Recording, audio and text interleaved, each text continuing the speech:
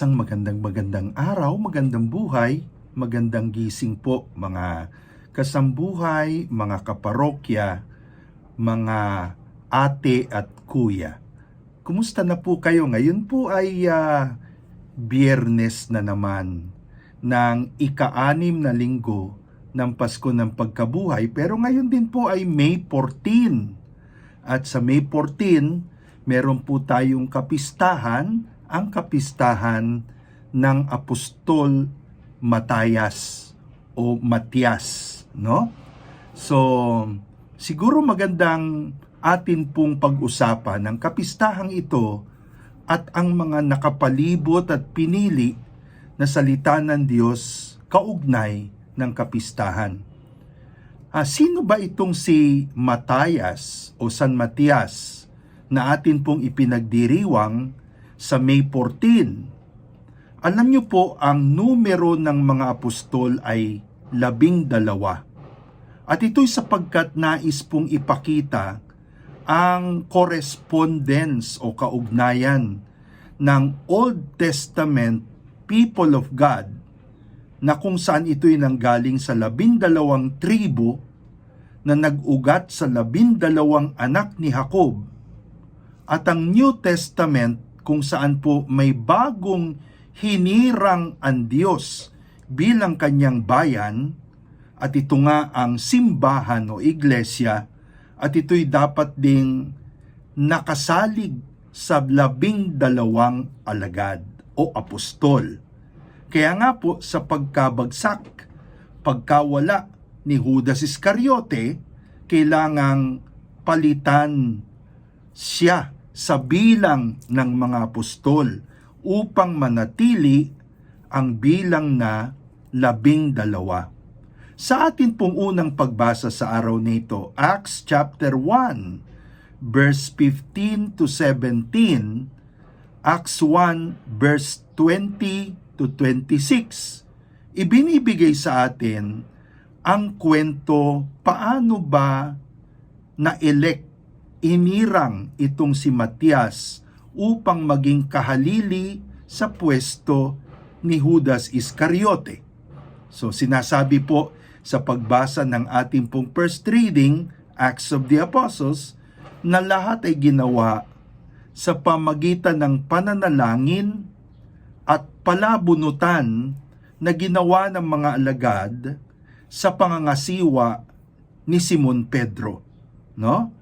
There were 120 disciples assembled at presided by Peter in prayer and in the drawing of lots. Naalala po nila ang sinabi ng Panginoon, where 2 or 3 are gathered in my name, I am there in the midst of them. Alam po nila na sa pagtitipong yan, gumagalaw sila bilang katawan ni Kristo na pinangangasiwaan ng Espiritu Santo.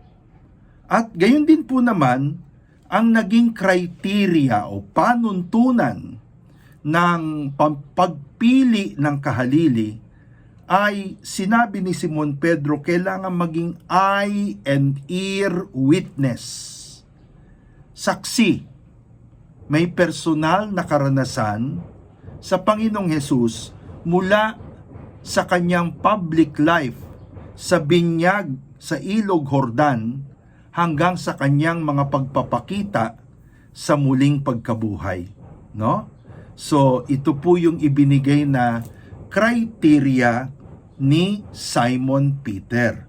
At sa atin po namang gospel proclamation para sa kapistahang ito, John 15, 9 to 17, ibinabalik po tayo sa mga salita ng Panginoon sa mga alagad sa huling hapunan. At ilang mga bagay po ang dapat nating pansinin.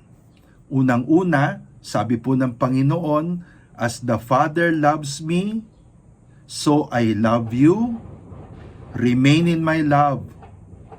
Ang pinakamahalagang gawain po ng apostol, kasama po si Matias, ay hindi lamang pong purong doktrina, kung hindi na sila'y maging messenger, bringer ng divine love.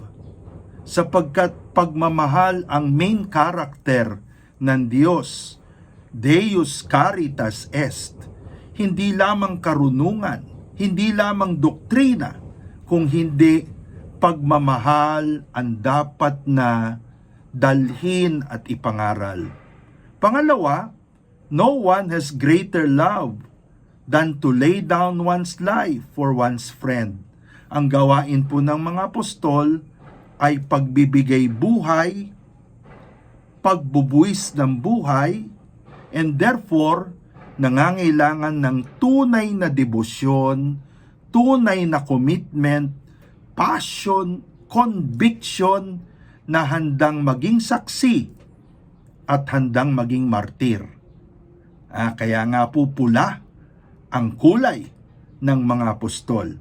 And then sabi ng Panginoon, you are my friends. I no longer call you slaves. Ang mga apostol po hindi lang po pinili, kinuha upang gumawa, slaves, gumawa kayo. Kung hindi, pinili para sa isang personal na relasyon. Sa relasyon na yan, dadaloy ang tunay na kaalaman na ibabahagi nila tungkol sa Panginoong Hesus.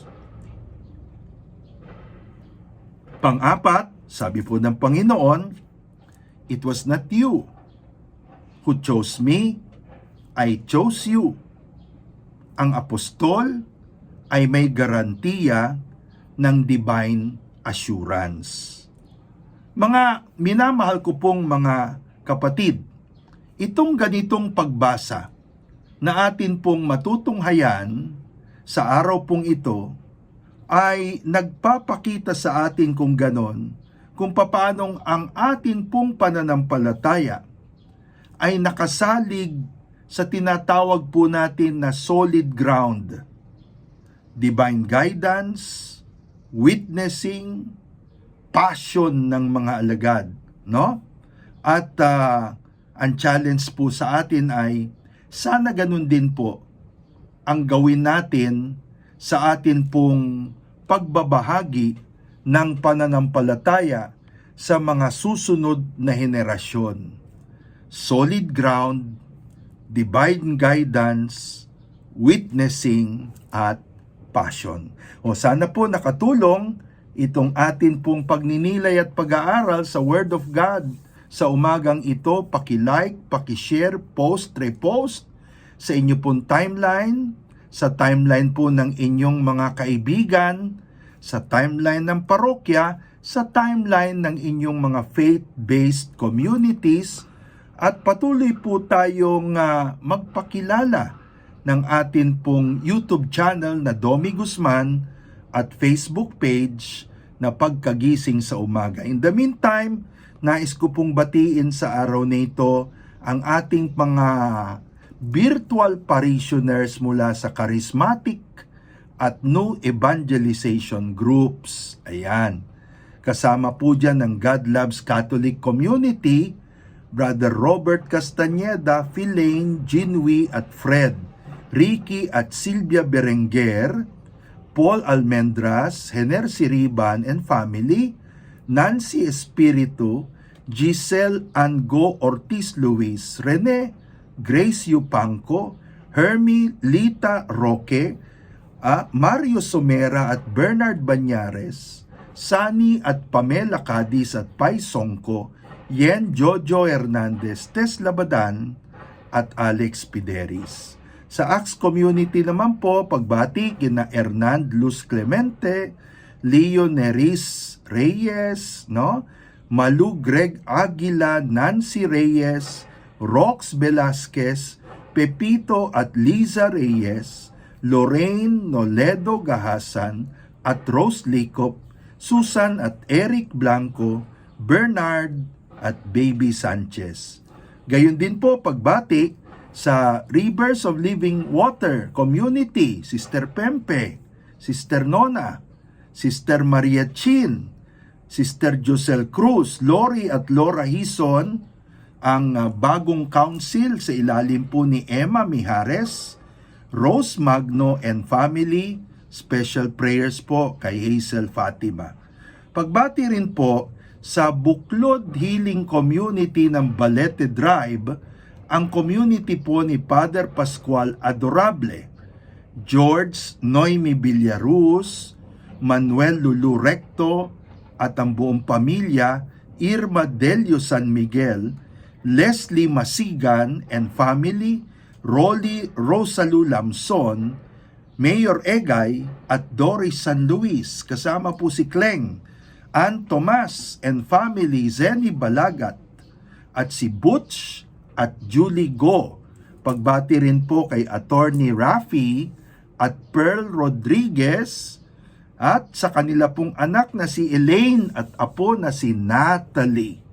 And syempre po, pagbati rin sa Workers of Christ Community, Joey Didit Jacob, Leonie Bautista, Arlet Mendoza, Ram, Mavic Selim, Nilo Derl Dario, Sam Dario and family, Malu Gonzalez and Hill, Ruby Jin Yu, James, Moises, Jing at Christine Pascual, kasama si Rina Feria, JR at May Villalobos. Ayan.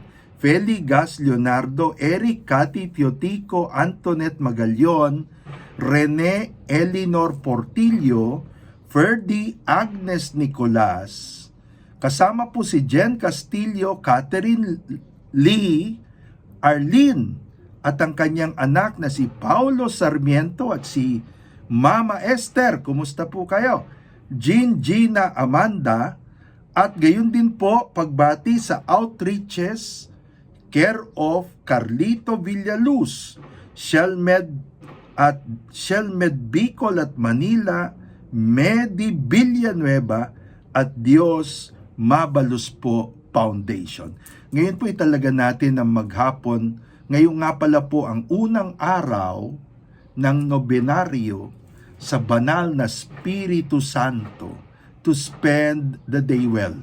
My dear and sweet Mother Mary, keep your holy hand upon me, guard my mind, my heart, my senses, that I may never commit sin, sanctify my thoughts, affections, words, and actions, that I may please you and your Jesus my God, and reach heaven with you. Jesus and Mary, give me your most holy blessings. Amen.